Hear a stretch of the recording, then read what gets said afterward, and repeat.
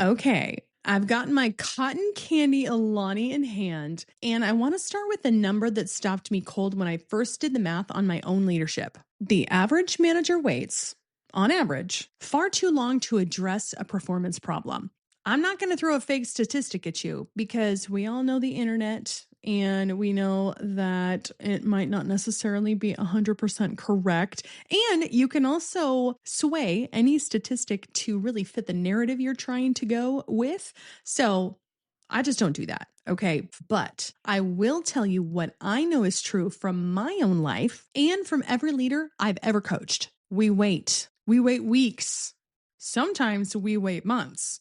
We watch someone underperform. We feel the frustration building. We complain about them in our own head or maybe to our spouse or a trusted coworker who is of equivalent level or above. And then we say nothing clear to the one person who could actually do something about it, the employee. Here is what I have learned the hard way. The conversation you're avoiding is not getting easier while you avoid it. It's getting heavier. It's getting more awkward, more loaded, more tangled every single day you wait. The kindest, clearest version of that conversation was available to you probably a month ago. And it still is available to you today, but it's going to be a little harder tomorrow if you wait. This is part 1 of a 3-part series I am calling Clear and Protected. Today, we're going to talk about how to actually have the conversation with an underperformer with clarity instead of dread. Next time, what to do when they push back, when they get defensive, or even insubordinate. And then the third, why clear, documented communication is not cold or corporate. It's protection. It's protection for them, for your team, for your business, and for you. So let's just start at the beginning. Let's start with the conversation that you've been avoiding. Well, hey, welcome back to Leadership Clearly. I am Julie Wagner, and this is the show where we clear the noise so you can lead from your real voice with clarity, with conviction, and with Christ at the center of it all. Before we go 1 inch further, I want to say something very plainly and very clearly to you all, because this whole series touches on it. I am a leadership coach. I am not a lawyer. I am not your HR department. Some of what we're going to talk about across these 3 episodes, performance conversations, documentation, what happens when things escalate, has real legal weight to it, and the right way to handle it can vary by your state, your country, your company policy, and your specific situation. So all the way through this series, when we hit something that crosses into legal or HR territory, I'm going to flag it for you, and I'm going to tell you to check with your own HR team or an employment attorney. I would rather equip you well and honestly than hand you the confident advice that might get you in trouble. Deal? Deal. Let's go. Here's the roadmap for today. First, why we avoid the conversation.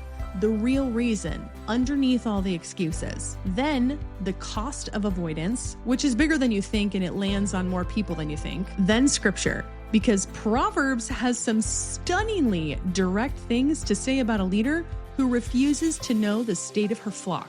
And then we'll get into the actual mechanics, how to prepare for, walk into that conversation so it's clear and kind and just not really a dreaded ambush. And your one thing for the week. So grab your coffee or your Alani Nu like me, or water, tea, grab your journal, your note-taking device, and let me also tell you why I care about this so much, why I wanted to build a whole series around this. Because I think clear, courageous communication is one of the most underdeveloped muscles in Christian leadership specifically. We're great at encouragement. We're probably good at vision and warmth and grace. And a lot of us are generally terrible at the hard, clear, loving conversation. And we have spiritualized our avoidance so thoroughly that we cannot even see it's a weakness anymore. We call it grace. We'll call it patience. We call it giving it to God. And sometimes it really is those things, okay? But sometimes it's just fear wearing a Sunday outfit, and it's quietly hurting the very people we're responsible for. This series is my attempt to give you the muscle and the spine and the scripture to do this part of leadership well. Okay, let's talk about why we avoid it. Let's be honest about the reason why we actually don't want to have the conversation. Because if we don't name the real reason, all the tactics in the world will not help. We'll just find a new way to avoid it. We tell ourselves a lot of stories. I don't want to discourage them. They're going through something personal right now. Maybe it will get better on its own. I don't have the time for the drama this will cause. It's not a big deal yet.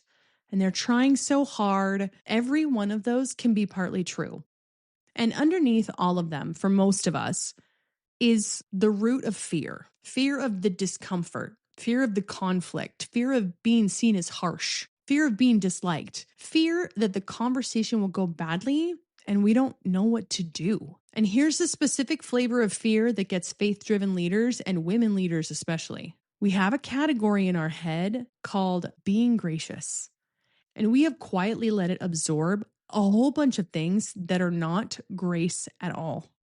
We think confronting a performance problem is somehow ungracious, unkind, unchrist-like, so we stay silent and we call it grace. But grace and clarity are not opposites. Real grace is not the absence of truth.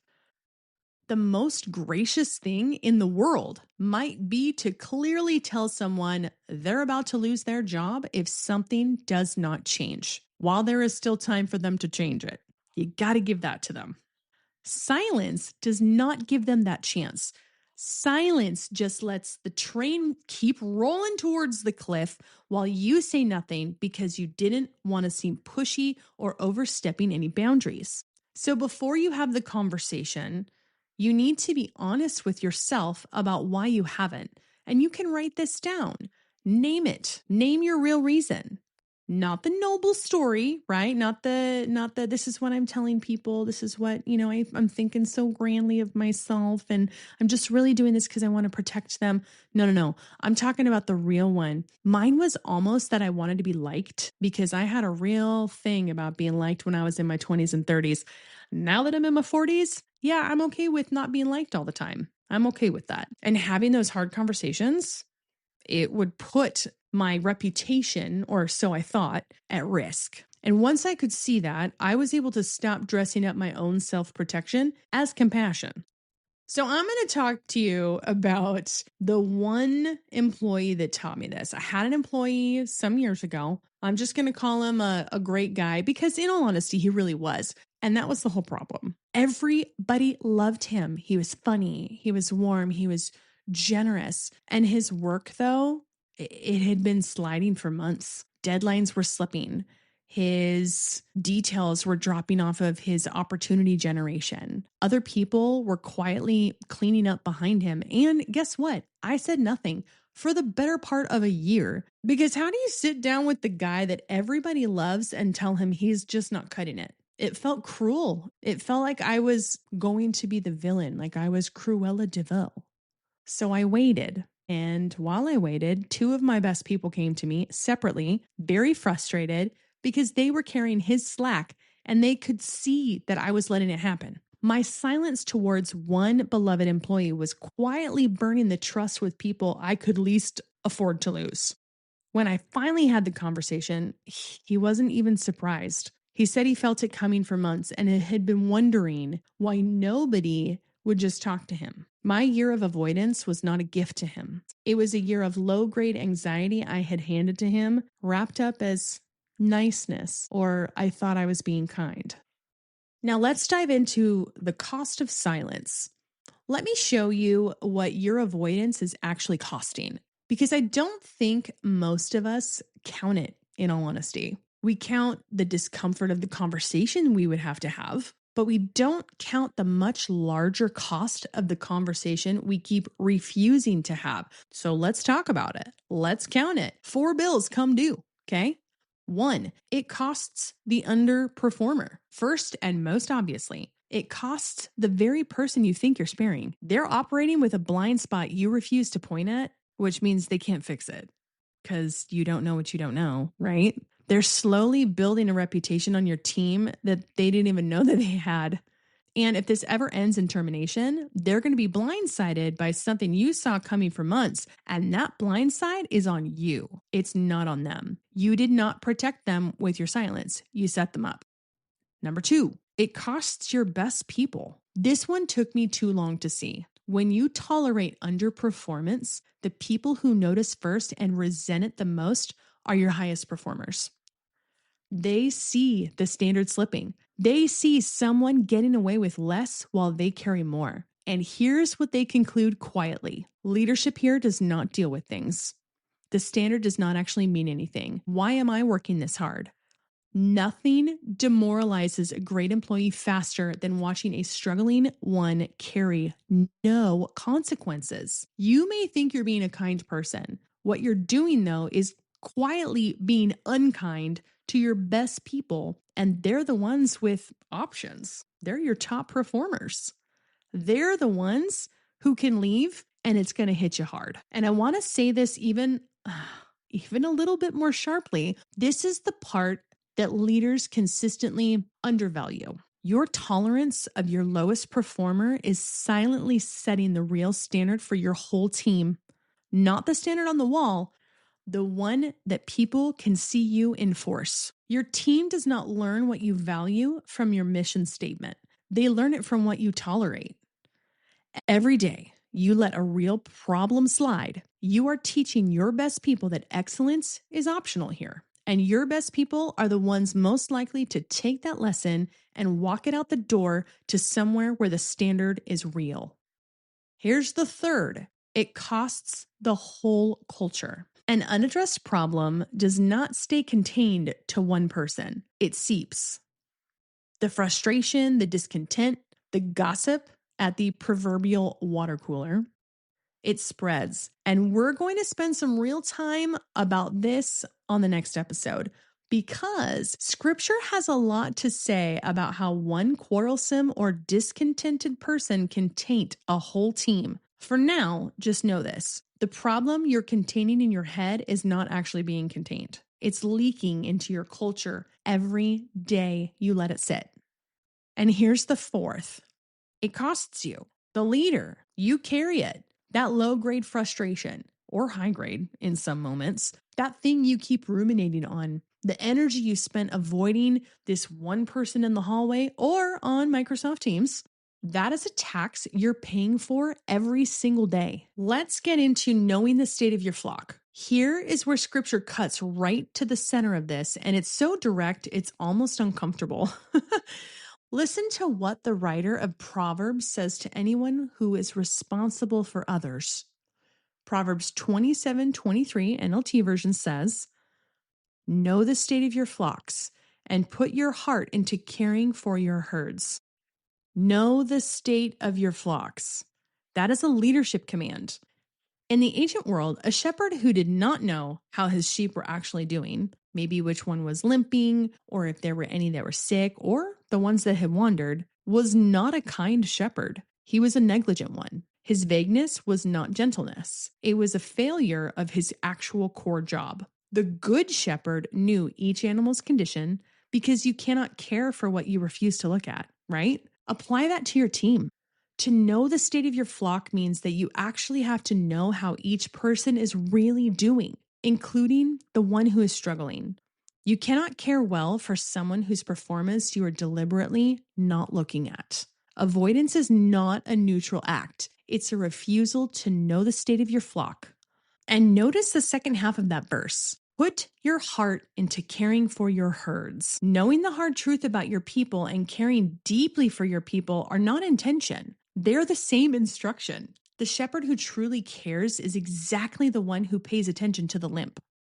I love that this verse refuses to let me split those two things apart because my avoidance always tried to.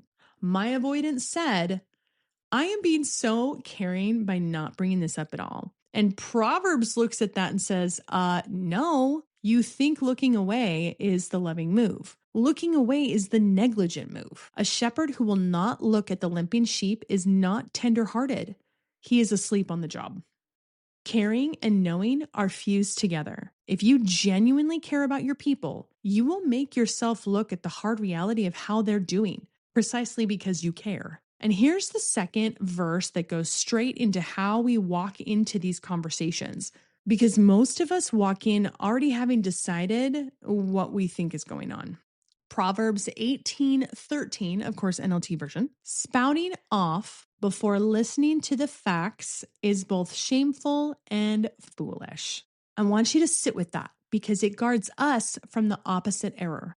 Some of us avoid the conversation entirely, but others of us, when we finally decide to have it, come in hot. We've built a whole case in our head. We've decided why they're already failing, and we'll deliver a verdict instead of opening a conversation. Proverbs tells us that that is foolish.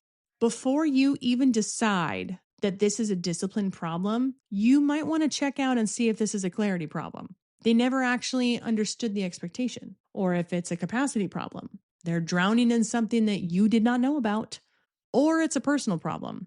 Maybe something's happening at home. You don't know until you ask and you actually listen. So the clear conversation is not you arriving with a verdict. It's you arriving with the clarity around the standard and a genuine curiosity about the gap.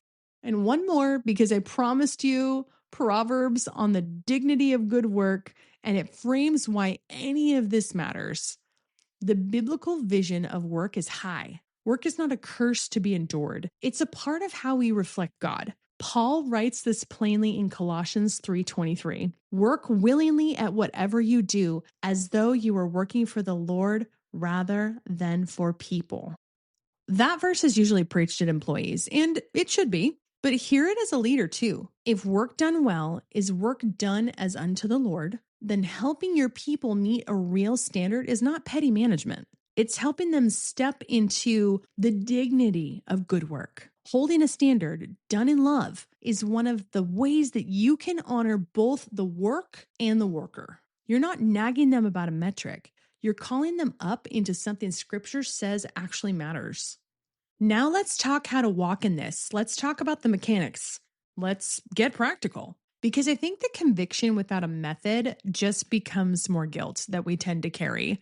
Here is how you can actually prepare for and have the conversation so it's clear and kind instead of a dreaded ambush. I'm going to give you 5 moves, okay? Move 1, get specific before you walk in.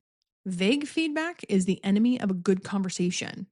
You cannot just walk in and say, you've got a bad attitude or you're not pulling your weight. That's unprovable, it's unfixable, and it just makes people defensive. Before you say anything, do your homework.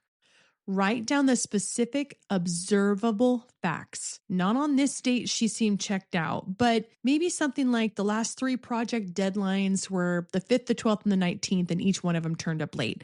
Or if you're in sales, you haven't made your metrics in the last, say, 6 weeks. Specifics are actionable, and specifics keep you out of the swamp of the he said, she said, and your feelings versus mine. Now, here's a legal safety flag that I promised you I was going to tell you.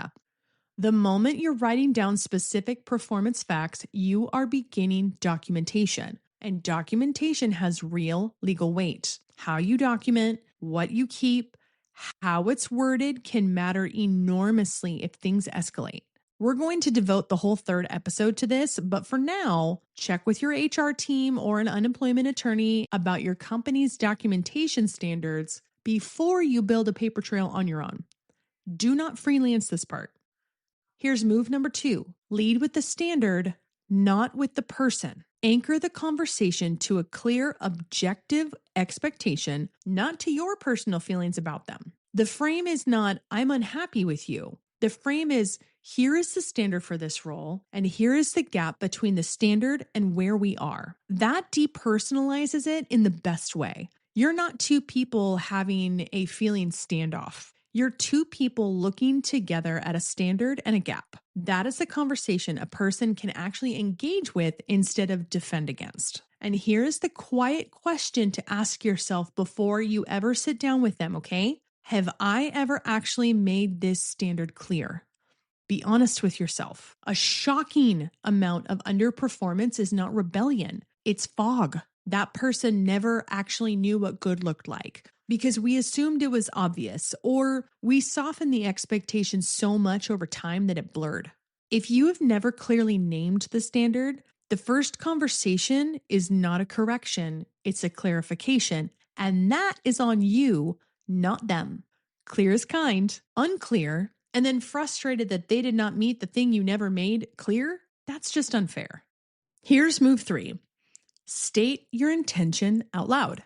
People walk into hard conversations braced for attack, and a braced person cannot hear you. They've already got their walls up. So, my advice is disarm it in the first 10 seconds by naming why you're really there. Try something like, I want to talk about this because I'm for you, and I would not be doing my job or caring about you well if I let this keep going without telling you.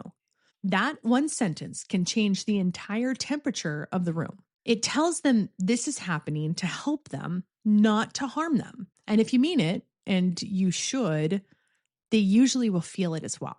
Here's move 4. Ask, then actually listen. This is Proverbs 18:13 in action. After you've clearly named the standard and the gap, stop talking and ask. Help me understand what is getting in the way here. And then, this is the hard part for all of us who tend to over-prepare, actually listen to the answer. Don't just wait for your turn to talk. You may learn the real problem is something you can fix in 5 minutes or something serious you might not have known about. The clear leader holds the standard firmly and holds curiosity at the same time. Both hands, always. Okay, here's move 5. End with clarity and a next step.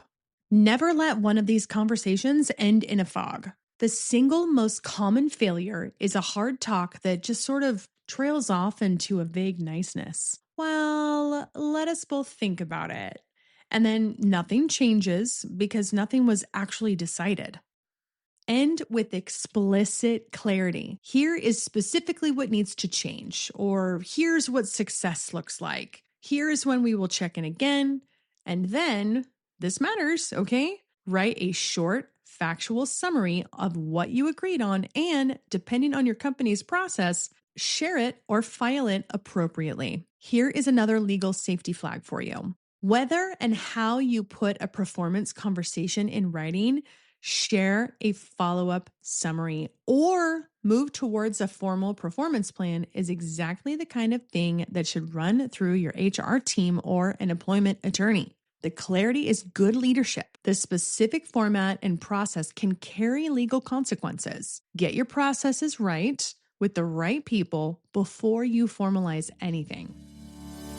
Let me pause for 1 second because this whole episode connects to something I have built just for you. If this is landing with you, if you're realizing that the thing standing between you and these conversations is not a lack of information, but maybe a lack of settled clarity in yourself, that is exactly the work inside my flagship course, the Leadership Clearly Foundations course. It's a 5-day course built around the Leadership Clearly method, which is proprietary and built by me. And it starts by clearing the internal noise so you can lead from your real voice instead of leading from fear of what people will think.